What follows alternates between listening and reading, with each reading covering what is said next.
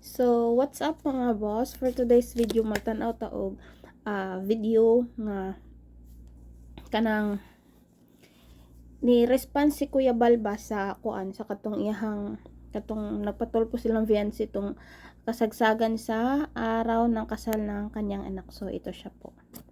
Ayan siya. Ayan.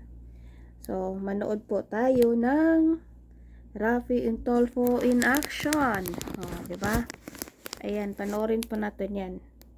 So, kung ano pong sasabihin nila. Sa bandang dulo po dito, or sa kalagitnan, may pangit kay nga gisulti diri about kay Ido. So, ato siyang paminawon. So, eto na. Naka-play na yan siya, pero parang naka-mute pa siya.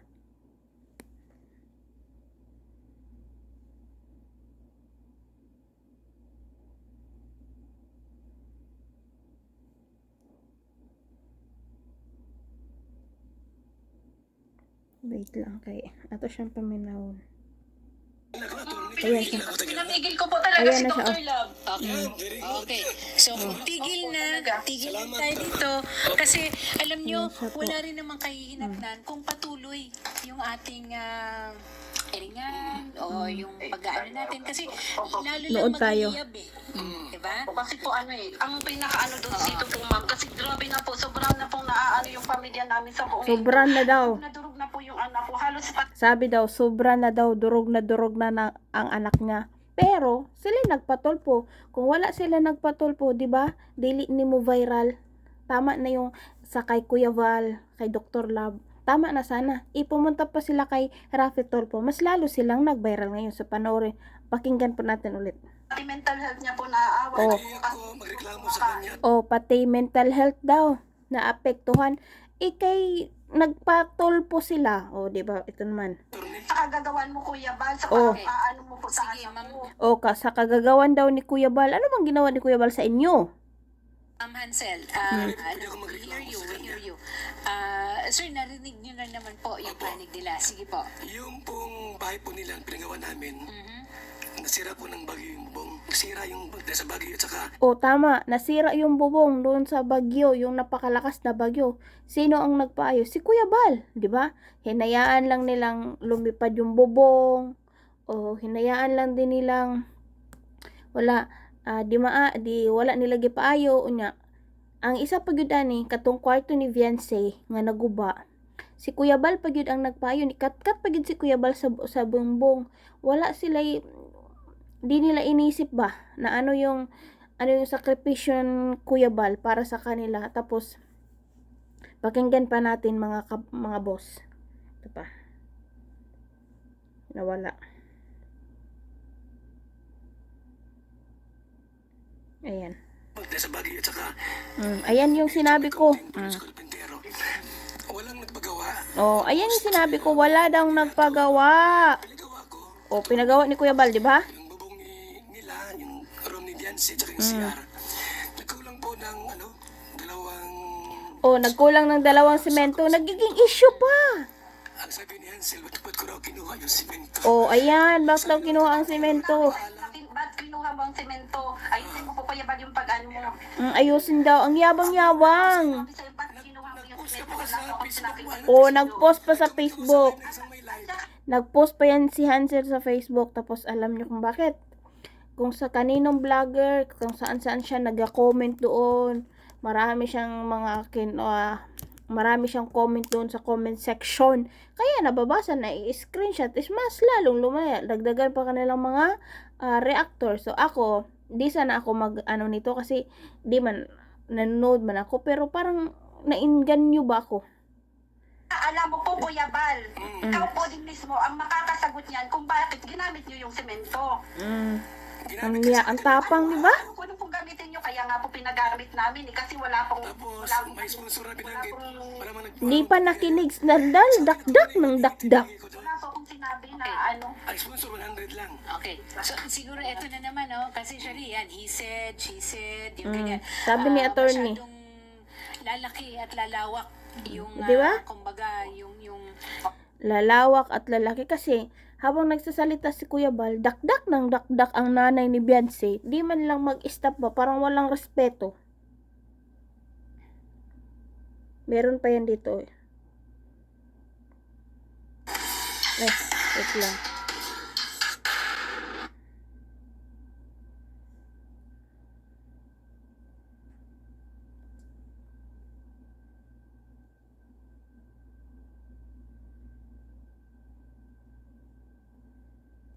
Ang sinabi ko Sobra yan, mo kaming pinahiya sa lahat ng tao. Oh. Sige. Sabi Ma'am daw, Hansel, sobra at saka daw Hansel, pinahiya. Oo, naiintindihan natin lalo na si Ma'am Hansel bilang isang ina, no?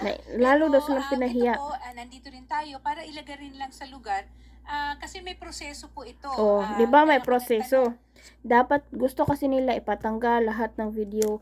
Hindi 'yun basta-basta ipatanggal. Sabi nga ni Kalinga Rab na hindi niya pwedeng tanggalin kasi hindi lang naman daw si Beyonce ang nandoon sa video na yun marami. Kumbaga, artista lang si Beyonce. Kumbaga, tutusin. At saka, mayroon man din binibigay sa kanya, hindi man thank you. Oh, 'di ba gusto nila ipatanggal yan? Meron pa yung sinabi na napakapangit.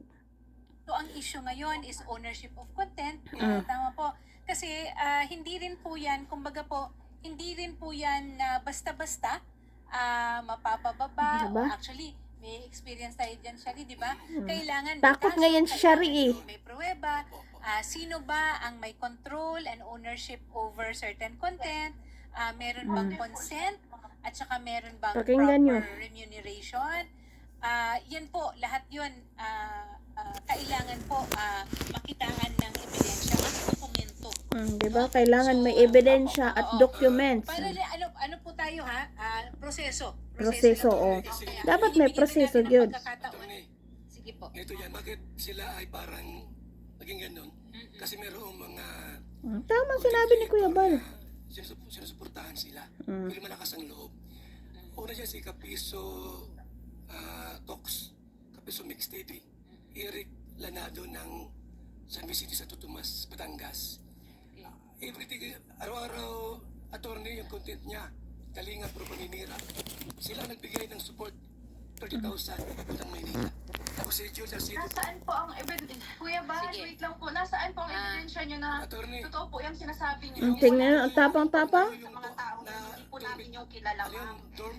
Grabe po sila, Yung mga kondo. husga. Napapanood na po Sponsor by namin. Jules Arcido. Kayo po kasi Kuya Ate Bal, Kalinga po. ginagamit niyo po yung charity Okay, para so, kung magkaaway Loting po na. kasi sila, ma'am. Kaya kami din. Kayo na ginagamit iipi. nila sa O ano sige, nila. ganito. Ano, Shari, ano po mukhang... kayong dahilan kung bakit po ako nagpatulfo?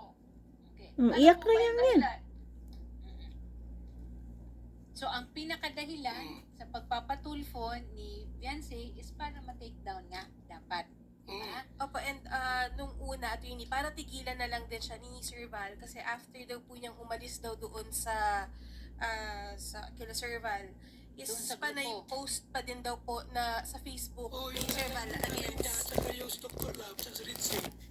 Actually, attorney, lahat ng content ko nakabase doon sa mga reactor nila. Tama si Kuya Bal. You are only Si Kuya Bal, nag-react lang doon sa reaction ni Dr. Love at saka ni Reg Sane. Kasi si Reg Sane at saka si Dr. Love, panay din pang ano sa kay Kuya Bal. Panay din ganito, ganyan, no? reacting Yes. doon Tama. sa mga At kay Kapiso, yung mga content niya, grabe paninira sa akin. okay. Yung Kapiso, House Kuya Mayor Bal, Store kasi may sa Batangas, yun yun, number one yun. lang po kami para yun sa problema. Number one master yun, Pero yung sa attorney. problema po nila, Siguro sa ngayon at this point, iba po yun. Iba po yung problema ko sa problema po nila sa iyo, Kuya Bal. okay. Siguro Tapang. at this point, both parties dapat ang tigil muna. Parang may moratorium tayo. Sabi dito tigil. Pero anong ginawa ni Beyonce? Talaga si Dr. Nag- Love. Nagawa din. Okay. So, kung tigil na, tigil din Salamat, tayo ah. dito. Kasi, alam nyo, wala rin namang kahihinatnan kung patuloy yung ating iringan o yung pag-aano natin. Kasi, lalo lang magliliyab eh. Tama. Lalong magliliyab. Ang pinakaano doon Oo. dito po, ma'am, kasi grabe na po, sobrang na pong naaano yung pamilya namin sa buong Okay. mundo. Durog na po yung ano. Oh, halos durog pati na mental durog health daw. na Pati naaaway. mental health. Ako, nagreklamo sa kanya, attorney. Sa kagagawan mo, Kuya Bal, sa pang Okay. aano mo po sa Sige, anak ko. Ma'am Hansel. Correct. Pwede ako we magreklamo hear you, sa we hear kanya. you. Sir, narinig nyo na naman po yung Opo. panig nila. Sige po. Yung pong bahay po nila, pinagawa namin, Mhm. nasira po ng bagyo yung bubong. Nasira Ayan yun. yung sa bagyo at saka medyo may konting province Carpintero. Walang nagpagawa, almost 1 year ata, ano.